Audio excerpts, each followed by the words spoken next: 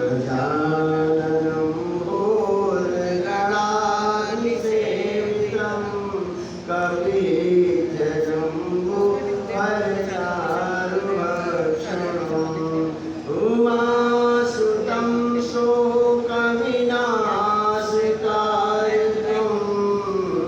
नमामि विघ्नेश्वरपादपङ्कजम् सर्वमङ्गलमाङ्गल्ये शिवे सर्वार्थसाधिके शरण्ये त्र्यम्बके गौरी नारायणी नमोस्तुते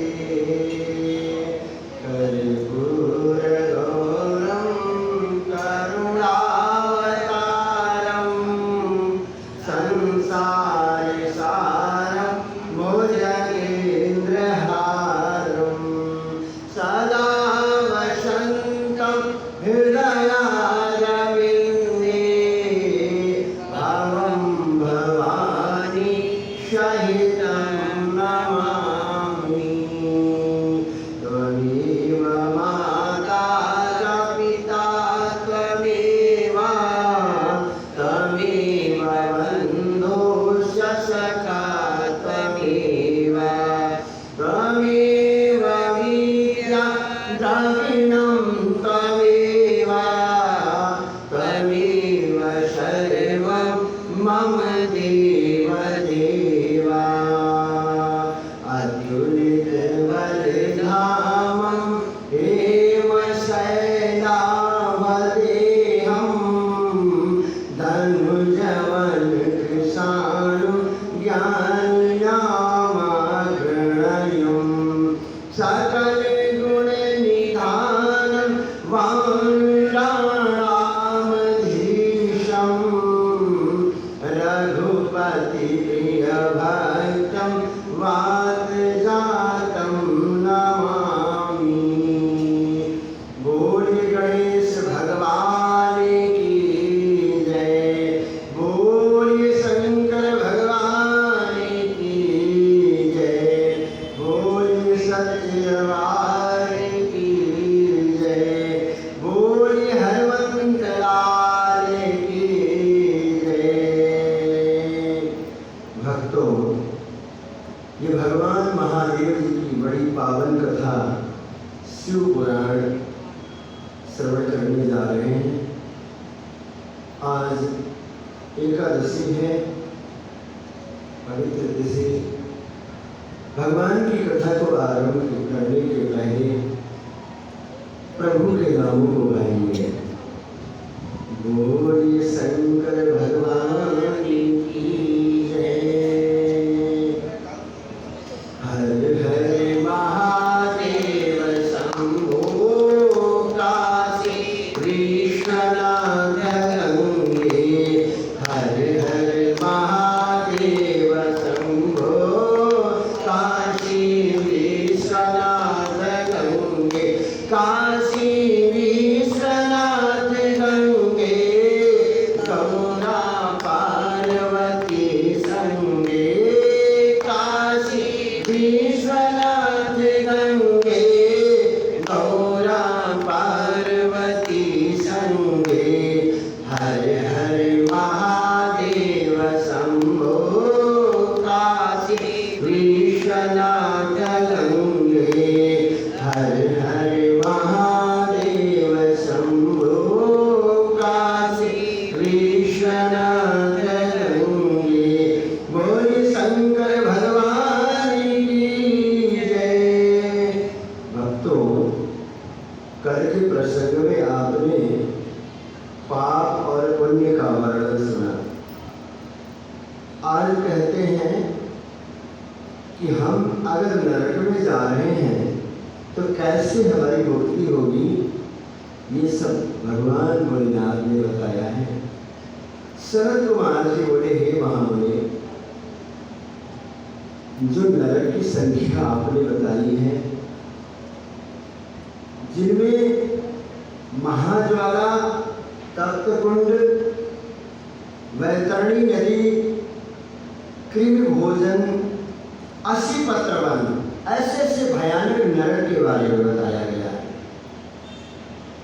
तो इनसे अगर बचना है तो हम कैसे बच पाएंगे?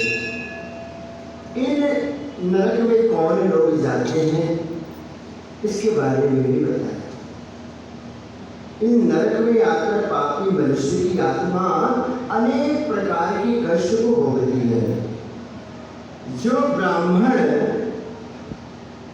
ब्राह्मण होकर के असत्य के मार्ग पर चलता है तो ब्राह्मण, लेकिन वो हर समय दिन भर झूठ ही बोलता रहता है। उससे क्या होगा? उससे रौरव नाम के नरक में डाल देते हैं ले जाकर के।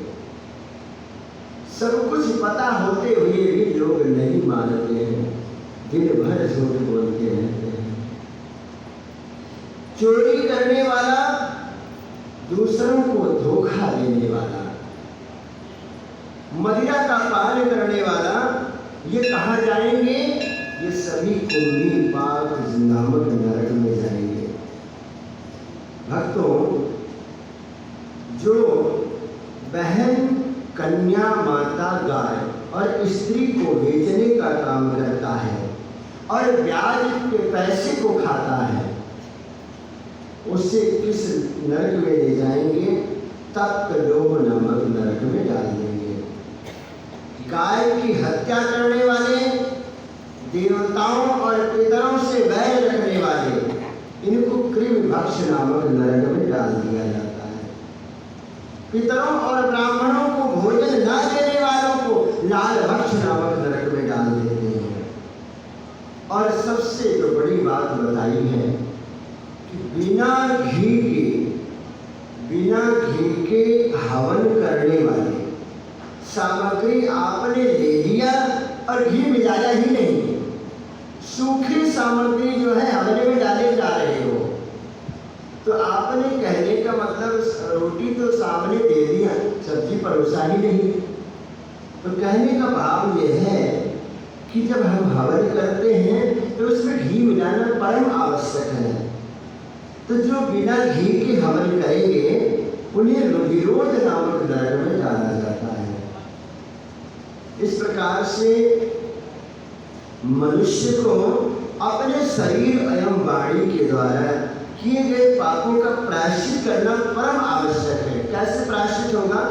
भगवान की सेवा कर करके, उनके नाम को गा करके, प्रभु के श्री चरणों में वंदन करके 9 प्रकार की भक्ति बताई गई है।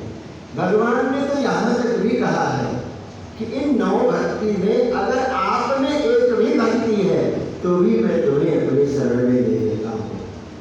लेकिन व्यक्ति के अंदर भक्ति तो दूर की बात, सत्संग के लिए 10 मिनट का समय निकालना भी बहुत मुश्किल हो जाता है। मन एकाग्र नहीं हो पाता है। हम बैठते जरूर हैं कथा के अंदर, लेकिन हमारा मन चंचल है, चलायमान, कहीं न कहीं भागता ही रहता है। तो इस प्रकार से अगर हमें अपने मन को शांत करना है तो माँ भगवती और प्रभु भगवान भोलेनाथ के श्री चरणों में लगाना होगा। बोले शंकर भगवान की जय। शरद कुमार जी बोले कि हे व्यास जी, अब मैं आपको भूमंडल के 7 द्वीपों के बारे में बताता हूँ। ये जो भूमंडल है, भूमंडल का मतलब सारी धरती, पूरा विश्व, ये 7 द्वीपों में बटा हुआ है। कौन कौन सा द्वीप है? जम्मू द्वीप, प्रक्षद्वीप, शाल्मली द्वीप, कुशद्वीप, क्रौच द्वीप, सातद्वीप और पुष्कर, ये 7 महाद्वीप हैं। और हमारा जहाँ पर हम निवास करते हैं ये कौन सा है? ये जम्मू द्वीप है। जब हम संकल्प पढ़ते हैं तो जम्मू द्वीप करके पढ़ते हैं। तो इस प्रकार से जम्मू द्वीप में एक जामुन का पेड़ जिसमें बड़े बड़े फल मिलते हैं, और इस प्रकार से कहते हैं जम्मू नाम की एक नदी वहाँ पर बहती है। ये समुद्र के किनारे इस प्रकार से निकल रहे हैं। तो मैंने आपको ये 7 द्वीपों के बारे में बताया। यह हमारा पूरा भूमंडल 7 द्वीपों में बटा राशि, ग्रह मंडल और ये जो नक्षत्र हैं, कहते हैं कि ध्रुव मंडल जो पृथ्वी का सबसे ऊंचा मंडल है, इसमें से 1 करोड़ योजन नीचे भू भुवा स्व नामक 3 लोक स्थित हैं। इनके बीच में कल्प निवासी ऋषि रहते हैं और ध्रुव मंडल से ऊपर महालोक का वास रहता है। जललोक से 26 लाख योजन की दूरी पर तपलोक है और इस प्रकार से तपलोक से 6 गुनी दूरी पर सत्यलोक है। तो भक्तों, ये हमारे तारा, ग्रह और नक्षत्र का निवास बताया गया है। तपस्या करने से हमें मुक्ति की प्राप्ति होती है। तपस्या 3 प्रकार की होती है, सात्विक तपस्या, राजस तपस्या और तामसी तपस्या। सात्विकी तपस्या के बारे में बताया गया है कि जो तपस्या बिना किसी फल की इच्छा, मतलब हमने तपस्या तो किया, तपस्या का मतलब हमने माला जपा, हमने भगवान की आरती उतारी, हमने भगवान को भोग लगाया, हमने पूजन किया, लेकिन पूजन करने के बदले हमने भगवान से कुछ मांगा नहीं। हमने यही कहा, प्रभु हमें तो सदा सदा आपके श्री चरणों में वास होना चाहिए। ये सात्विक तपस्या है। 3 प्रकार की तपस्या हमने बताई है। राजस तपस्या क्या है? राजस तपस्या में आप पूजा भी करते हो, सब कुछ करते हो, लेकिन उसके बदले में भगवान से क्या कहते हो? प्रभु हमारे बेटे का विवाह होना जरूरी है, हमारा घर नहीं बना इतने दिन तक, घर बनवा दो। अरे उस परमात्मा से क्या बताना, वो तो अंतर्यामी सब कुछ जानते हैं। आपने यहाँ पूजा भी किया और बदले में भगवान से सौदा भी कर लिया, तो ये हुई राजस तपस्या। और इस प्रकार से कहते हैं तामस तपस्या किसे कहते हैं? कहते हैं कि जो आप किसी का बुरा करने के लिए आप तपस्या करते हो, वो तामस तपस्या है। आप कहते हो कि उसके यहाँ नींबू का गेर दिया जाए, उसके यहाँ लौंग इलायची बांध दिया जाए, उसका बुरा हो जाए, आपने अपने मन में ऐसा ख्याल लेकर के किया है पूजन, ये तामसी तपस्या है। तो इस प्रकार से ऐसी तपस्या से भगवान की प्राप्ति नहीं होगी। तो भक्तों, कहते हैं कि अगर भगवान को प्राप्त करना है तो केवल आप सात्विकी तपस्या कीजिए, सात्विकी विचार करके जो है भगवान का ध्यान कीजिए। धर्म युद्ध का वर्णन आता है। व्यास जी बोले, हे शरद कुमार जी, ये माना जाता है कि ब्राह्मण कुल में जन्म मिलना बहुत कठिन है। ये लोग कहते हैं कि ब्राह्मण कुल में जन्म मिलना बहुत कठिन है। मैंने भी सुना है कि सर्वेश्वर शिव के सिर से ब्राह्मण, भुजाओं से क्षत्रिय, उनके जंघा से वैश्य और चरणों से शूद्र उत्पन्न हुए हैं। व्यास जी के वचन सुनकर के कहने लगे, शरद कुमार जी, हे व्यास जी, मनुष्य अपने द्वारा किए गए पापों के कारण ही अपने स्थान से गिर जाता है। कहने का भाव ये हुआ कि हम यहाँ पर बैठे हैं, अगर हम गलत करेंगे इस स्थान पर हम नहीं रह पाएंगे, कुछ दिन बाद तो हमको भी गिरना ही पड़ेगा। इसलिए बताया गया है कि ब्राह्मण का कार्य पूजा पाठ करना, क्षत्रिय का कार्य जो है वो धर्म की रक्षा करना, और वैश्य का कार्य व्यापार करना, और शूद्र का कार्य कहते हैं सेवा करना। ये सभी विभाग बांट दिए गए हैं। भक्तों, ये जीव हमारी बहुत सी जिज्ञासाओं को शांत करते हुए व्यास जी बताते कहने लगे, हे महाशय, अब हमें जीव के बारे में बताओ। तो वो कहने लगे कि हमारे शरीर की पुष्टि रस और मैल से होती है। मैल जो है 12 रूपों में हमारे शरीर से बाहर निकलता है। 12 रूप कौन कौन से? कान से, आंख से, नाक से, जीवा से, दांत से, लिंग से, गुदा से, मलाशय से, स्वेद से, कफ, विष्ठा, मूत्र आदि से हर समय निकलता रहता है। और ये हमारा हृदय हमारी नाड़ियों से जुड़ा रहता है। इस प्रकार सर्वप्रथम त्वचा का निर्माण होता है। त्वचा शरीर से लिपट जाती है, फिर खून बनता है, उसके पश्चात रोम बनता है, फिर बाल आते हैं और धीरे धीरे कहते हैं एक दिन में करीब बनेगा। घरों में जो जीवा और इस प्रकार से 7 रात्रि में मांस का एक पिंड बन जाता है। धीरे धीरे समय के साथ साथ जीव का अंग बनना शुरू हो जाता है। इस प्रकार जीव अपनी माता के गर्भ में बढ़ता रहता है, उसका विकास होता है। अपनी माता द्वारा खाए गए भोजन के रस से उसे भी भोजन मिलता है, जो उसकी माँ खाती है उसी से उसको भी पोषण मिलता है। अपने सुख दुख की प्राप्ति भी अपने पूर्व जन्म के कर्मों के अनुसार होती है। उसे गर्व का ज्ञान होता है कि मैं इसी तरह जन्म मरण पाता रहता हूँ और प्रत्येक योनि में दुखों को भोगता हूँ, और इस प्रकार से मुझे अपनी आत्मा के उद्धार के लिए अवश्य ही कोई न कोई उपाय करना है। ऐसा किस लिए कि जीव जब गर्भ में ही आता है तो मुझे उसे ये याद आता है कि मुझे तो अपना उद्धार कर लेना है, मुझे तो अपना कल्याण कर लेना है। लेकिन जब वो गर्भ से जीव बाहर आया तो माया ने उसे ऐसे घेर लिया कि वो सब कुछ भूल जाता है। वो ये जानता है कि सदा के लिए मैं यहाँ पर रहने आया हूँ, मेरा तो कभी जाना ही नहीं होगा।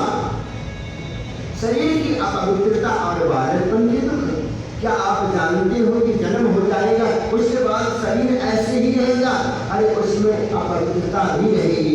आपकी माँ आपको चारपाई पर बिठाएगी, आपको होश ही नहीं रहेगा कि आप बता भी नहीं सकते कि हम किस अवस्था में पड़े हैं। खटमल भी काटेगा, अगर कीड़ियाँ भी काटेगी तो नहीं बता पाओ, क्या रोना शुरू करोगे। तो इस प्रकार से कहते हैं कि आप जन्म ऐसा प्रयास करो कि मुझे जन्म लेना ही ना पड़े, सदा सदा के लिए भगवान के प्रभु के श्री चरणों में विलीन हो जाना है। इस प्रकार से आज की कथा यहाँ तक सुने हैं।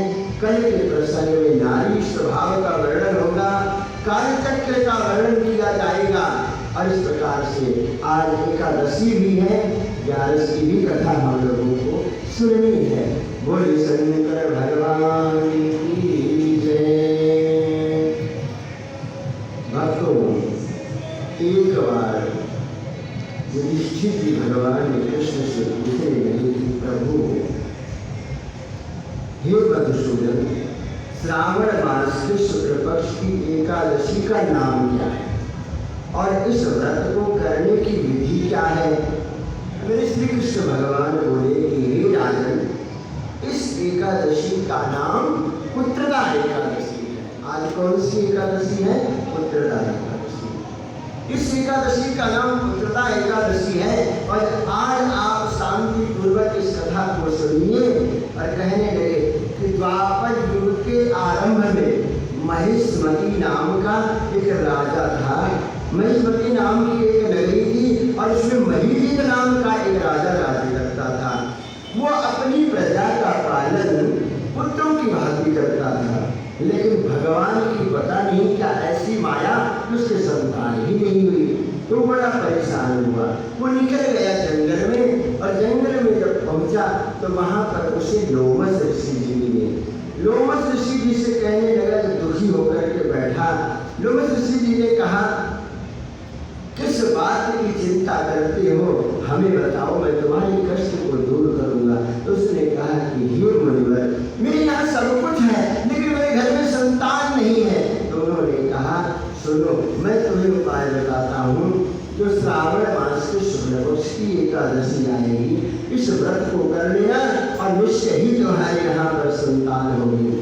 तो उन्होंने कहा, ये तो बताया, मेरी समझ में आ गया, लेकिन ये नहीं समझ में आया कि संतान हुई क्यों नहीं। ये भी तो आप देख सकते हो।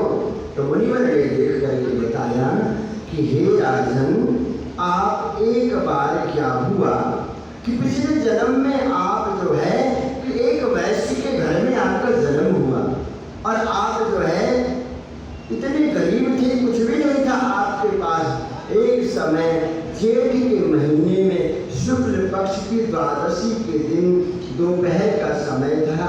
एक जलाशय पर एक गाय पानी पीने के लिए आई। गाय पानी पी रही थी और आपने गाय को पानी पीने नहीं दिया, उस गाय को हटा दिया और स्वयं वहां पर पानी पीने लगे। इस प्रकार से कहते हैं, इसलिए राजा को ये दुख सहन करना पड़ा कि एकादशी के दिन भूखा रहने से वो राजा हुआ और प्यास हटाने से पुत्र का वियोग सहना पड़ा। इस प्रकार से लोमश ऋषि जी के कहने के अनुसार राजा ने व्रत किया और उसके यहाँ संतान हुई और अंत में सुख भोगते हुए वैकुंठ लोक को चला गया। तो जो भी इस कथा को सुनेंगे करेंगे वो निश्चय ही भगवान के वैकुंठ लोक के वासी हो जाएंगे। तो आज की कथा को यहीं पर विराम करेंगे और प्रभु की नाम गाते हुए आरती गाएंगे। बोलिए शंकर भगवान की जय। हर हर महादेव शंभो काशी विश्वनाथ गंगे। हर हर महादेव शंभो काशी विश्वनाथ गंगे। काशी विश्वनाथ गंगे गौरा पार्वती संगे। काशी विश्वनाथ गंगे गौरा पार्वती संगे। हर हर महादेव शंभो काशी विश्वनाथ गंगे। हर हर महादेव शंभो काशी विश्वनाथ गंगे। बोलिए शंकर भगवान की जय। ओम जय शिवाय ओंकार स्वामी हर शिव ओंकार। ब्रह्मा विष्णु सदा शिव भोले भोलेनाथ। महादेव अर्धांगी धारा। ओम हर हर महादेव एकानन चतुरानन पंचानन राधे। ओ शिव पंचानन राधे। हंसासन करुणासन हंसासन करुणासन विश्ववाहन सारी। ओम हर हर हर महादेव। दो भुज चार चतुर्भुज दस भुज ते सोहे। ओ शिव दस भुज ते सोहे। तीनों रूप निरखता संपत्ति का रूप निरखता त्रिभुवन जन मोहे। ओम हर हर महादेव। अजमाला मालारुण माला रे। ओ शिव माला रे। चंदन मृगमल चंदा केसर दिनक सुगंधा भोले सुरतारी। ओम हर हर महादेव। श्वेतांबर पीतांबर बाघंबर अंगे। ओ शिव बाघंबर अंगे।